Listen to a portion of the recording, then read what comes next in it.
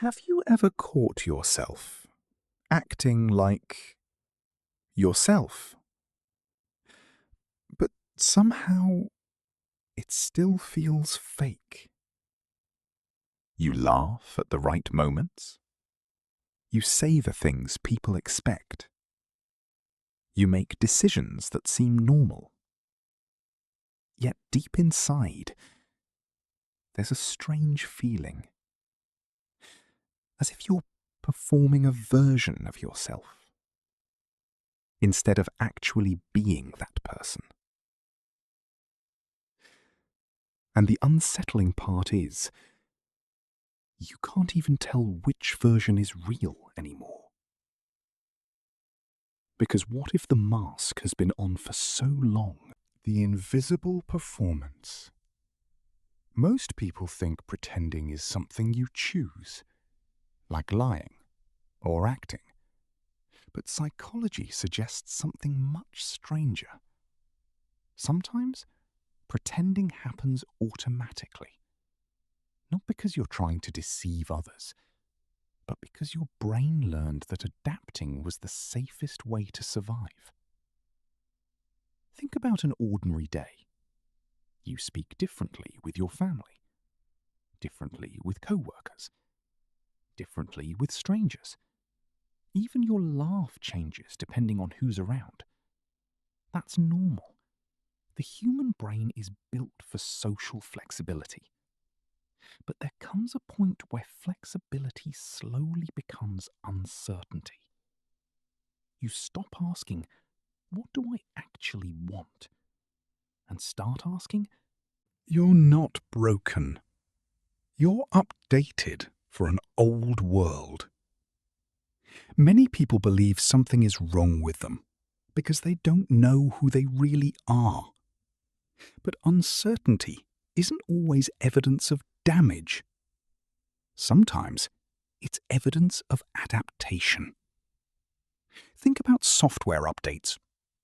Every update solves a problem that existed at the time. But years later, some updates become unnecessary. Yet they continue running in the background. Your personality works similarly. The version of you that learned to please everyone, avoid conflict, hide emotions, or always stay useful, may have genuinely protected you once. But your brain rarely deletes old survival programs. It simply keeps using them.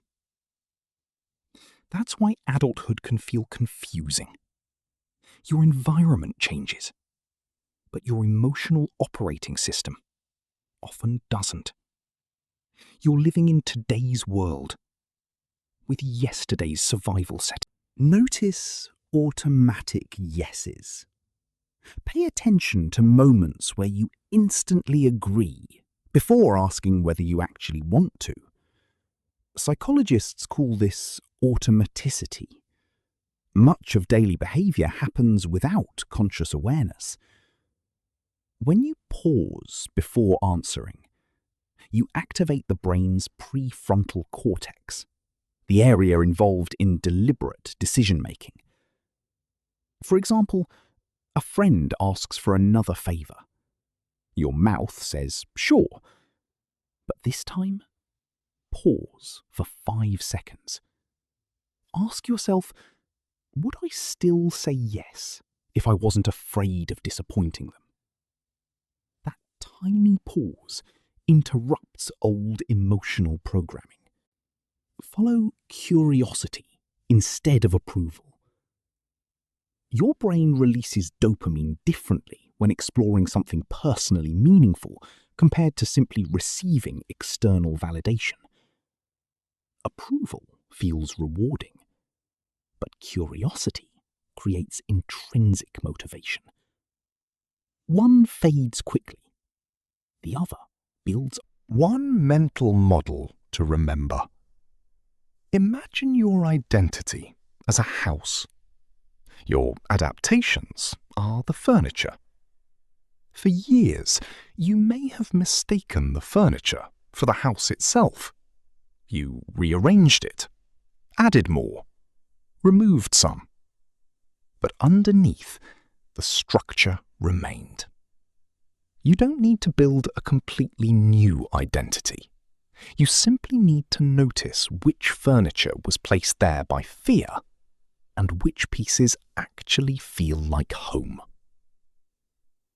That process takes time, not because your true self is hidden, but because your brain prefers familiar patterns over unfamiliar freedom.